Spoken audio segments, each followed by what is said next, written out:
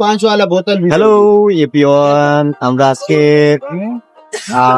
इधर 6 का দাওয়াতে इधर से बोले कम पका ले একটা দাওয়াতে আসছি।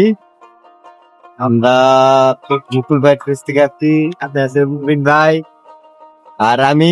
মুকুল ভাই তো আছে, মুকুল ভাই প্রতিদিনই দেখে। আজকে তার হয়ে আমি ভিডিও করতেছি। সকলের সাথে থাকেন, দেখেন আমরা কি কি খাচ্ছি। আমাদের এখানে পিছনে মেবি এটা চলতেছে, এই কারণে শব্দ আসতেছে। তো আমরা আজকে একটু গ্রিল ট্রিল এগুলো খাবো, ফাস্টফুড খাবার খাবো।